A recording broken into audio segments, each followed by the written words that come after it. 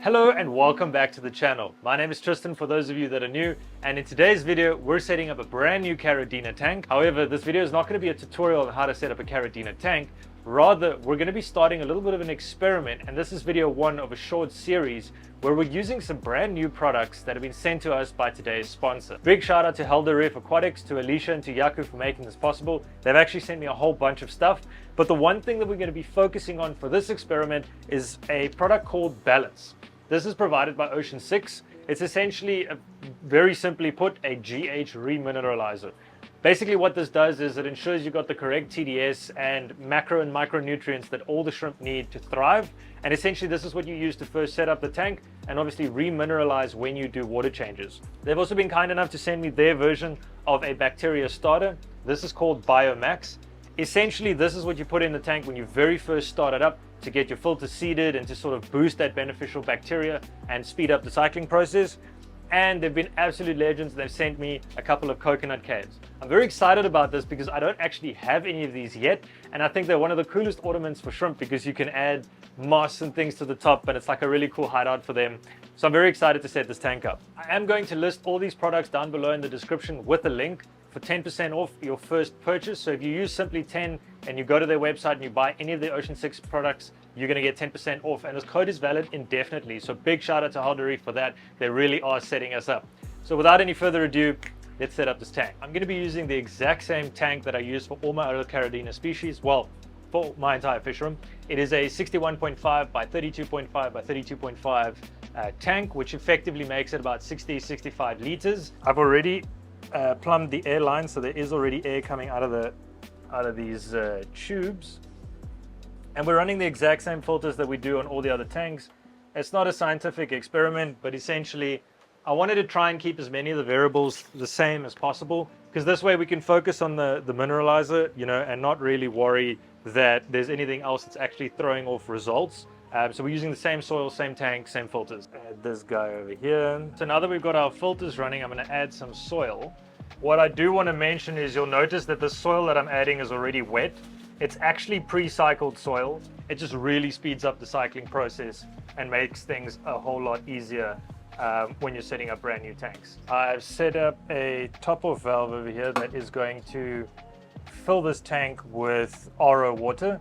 So there's absolutely nothing mixed into this RO water yet. The reason I'm doing it this way is I'm actually going to mix the minerals inside the tank. Cool, so I'm having a look at this box now, and basically their directions for use is that 1 scoop of Balance will raise the GH of 100 liters of water by 3 degrees of hardness, or 1 MEQ per liter. If that works out properly, 1 scoop to 50 liters will be 6 degrees of hardness, and because we're using about 65 liters, I'm going to go ahead and assume that the math works out, that we're going to get roughly between 5 and 6 degrees of hardness, which is pretty much equivalent to 91 to 108 TDS, and that's going to allow us to put 1 scoop into this tank. Going forward, I will mention that when I do water changes on this tank, I will pre-prepare this water and mix it accordingly. For this purpose of just setting the tank up now, it's going to be totally fine. So we're going to take 1 scoop over here. They've actually quite a big scoop compared to some of the other products I've used. I am going to put this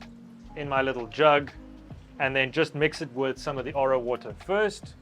I'll just let that fill up in the tank like that, so that we know we're giving it the best chance to sort of get dissolved before it just settles at the bottom of the tank.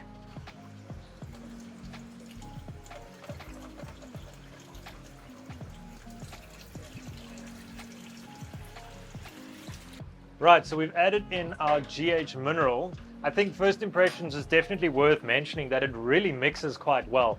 I mean, I filled that up into a liter of water, I mixed it around, and it just disappeared instantly. So it's already looking quite good just from a mixing perspective.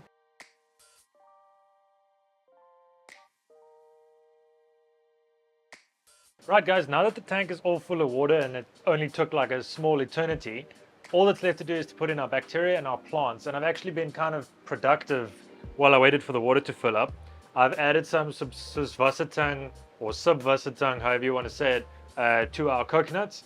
And then I've also prepared some moss poles, who I have to give a shout out to Mark from Mark Shrimp Tanks. I totally stole the idea from him. He's an absolute legend. So if you follow Mark, you've obviously seen him create these moss poles before.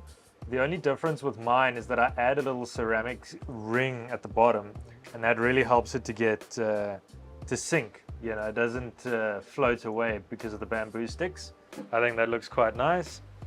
I'm not doing any particular like setup. This is literally just as an experiment, so don't judge my aquascaping skills. I'm furthest thing from an aquascaper.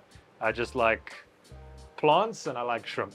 Cool thing that I noticed about these coconut caves is they actually sink immediately. You don't have to pre-boil them or pre-sink them. Cool, and then last but not least, we're gonna add some of the Ocean 6 biomix. This is basically just their bacteria, like I said previously. It stinks really, really bad, so I don't recommend trying to smell it. They recommend 100 moles per 100 liters for a brand new aquarium. Because we've already cycled the soil, we're not starting from scratch. So I'm just going to add the amount that they recommend for established aquariums, which is 10 milliliters or 2 capfuls per 100 liters. We don't have quite 100 liters here, but there's no such thing as too much of this. So I'm just going to go ahead and add that in. All right, guys, and there is the finished product, a coconut cave with some Süßwassertang. Another one on the side there. I think they look really, really cool. I'm pretty sure once they get, you know, once the moss grows in nicely and there's some green algae on this, it's going to look really cool. The shrimp are going to love it.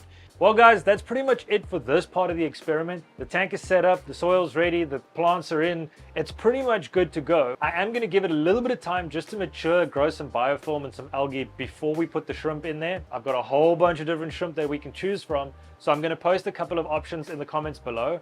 I have my own ideas, but I'm going to leave it to you guys to choose which colony we're going to put in this tank to run this experiment. Before I go, guys, just one more reminder that Simply 10 will get you 10% off any of the Ocean 6 products. I don't benefit from this, so I'm not telling you to go buy them. That's why we're doing the experiment. You're going to see for yourself if it is a viable option or not, and then you can make your own decisions. I want to thank Alicia and Yaku from Helder Reef Aquatics once again for sponsoring this video. I'm really excited to see what the results are of this tank, and if you are too and you haven't yet, hit that subscribe button so you don't miss out. If you have already, you're awesome. Continue being awesome, and I'll see you guys in the next video.